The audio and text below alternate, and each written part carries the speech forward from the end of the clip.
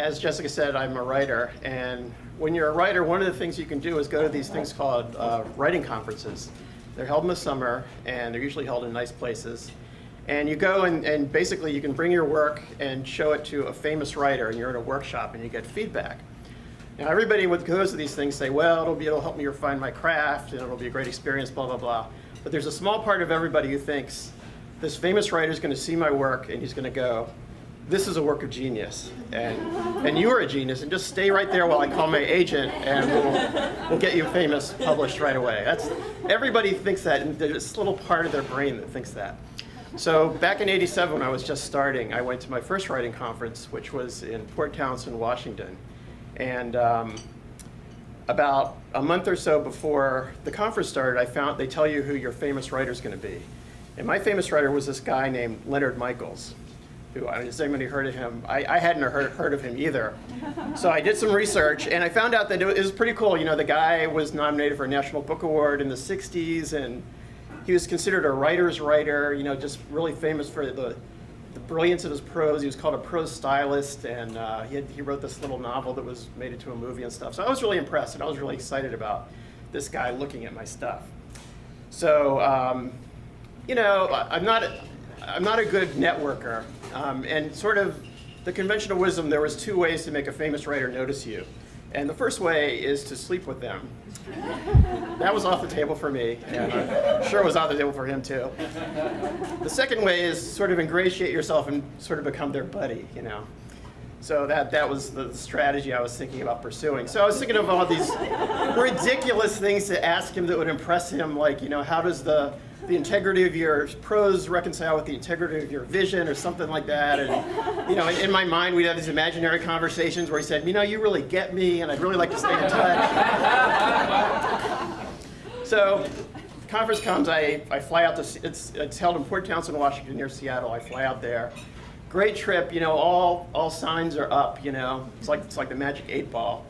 And I get there, and it's held in this place called Fort Worden in Port Townsend, which was an old Army fort, which they converted into an arts colony. And then I found out that this is where they filmed Officer and a Gentleman. So I thought, wow, that's really cool. You know, Richard Gere and Deborah Winger were like trotting these same paths, you know. So the first night there's a welcoming reception. And I see across the room, there's Leonard Michaels, there's my guy. And I recognize him from all the pictures I'd been studying. I'd memorized what he looks like, of course.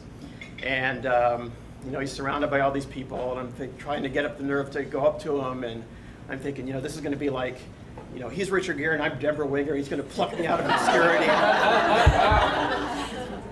And so, you know, every time I try to go up to him, there's other people talking with him, and he's kind of like this guy in his late 50s with this sort of salt and pepper, wild gray hair and a jean jacket. And he looks like he's really been through a lot, you know, and he looks like he's not really enjoying talking to anybody. He doesn't smile. So I figure, you know, I think I'm going to hold off, and I'll wait till the workshop, which is the next morning. And then, you know, this maybe isn't my moment. Tomorrow morning, that's going to be my moment.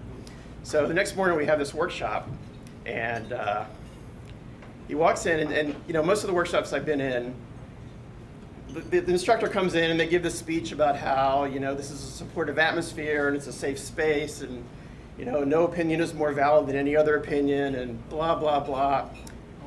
And then everybody goes around the room and introduces themselves and talks about their hopes and their dreams and their aspirations. He goes in, there's none of this. He walks in, he's got this stack of these crappy little stories that we had sent in, and he plops them on the desk, picks up the first one. He reads some poor schmo's story, it wasn't mine, and he reads the first sentence, and then he looks at us and he shakes his head sadly and he says, "This isn't writing." And then he reads another sentence and he says, "If this was writing, it would be against the law." And then he proceeds to give us this incredibly detailed lecture, basically deconstructing every single word in the first paragraph of this story. It takes like an hour.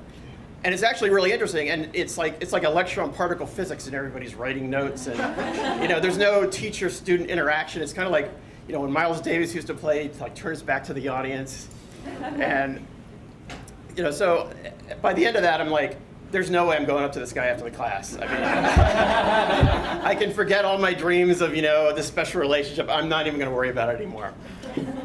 So later on that afternoon, I'm walking from the dorms to the main office area, and there's this pathway in this big field.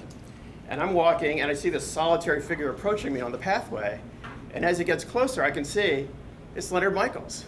And I'm thinking, oh my God, I mean, maybe this is my moment. You know, I'm fated to have this sort of encounter with this guy. And you know, my first thought was, how can I get away? I mean, can I turn around? That would look kind of weird. Can I go wandering off into the field? I mean, that looked like it was kind of crazy, you know?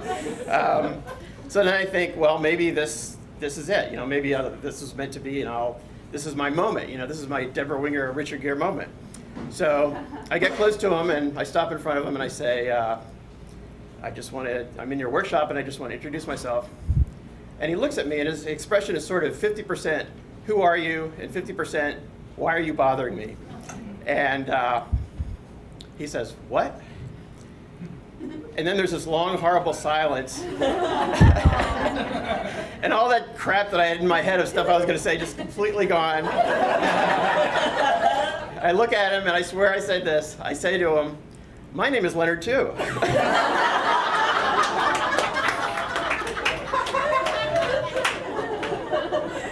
So he kind of looks at me and sighs and walks away, and that's it. And I'm thinking to myself, this is kind of the opposite of ingratiating myself with him, what I just said to him. So the last thing was, as part of this conference, you were required to have a one-on-one conference with these people, with these famous writers, which is supposed to be a half hour. Now for this guy, everybody would have their conference and they would last about 1.5 to 2 minutes. So I had my conference, I was kind of nervous. I was hoping he wouldn't have remembered our awkward encounter and wouldn't say anything. So I get in there. It was clear he had no idea who I was, you know, just the next name on the list to check off. And he has my story in front of him, and he says, this is my last hope, maybe you'll like it, you know. He says, well, you know, your writing's okay, but if I were you, I'd just forget about this and start something new. Which actually at that point I took as a supreme compliment after he had blasted everything else. So that was the encouragement that I got from him. Postscript, I read in the paper that he had passed away in 2003, and I was thinking about him, and you know, thinking back, I actually learned a lot from him in terms of how, you know, when you write, every word really has to count, and also so the nature of beginning something. I mean, people begin and they think that, you know, they're going to write something out and people are just going to get it, but it doesn't really work that way. You got to work really hard and sort of go from level to level, and that's kind of what I learned from him. So today I can stand before you and say proudly, my name is Leonard too.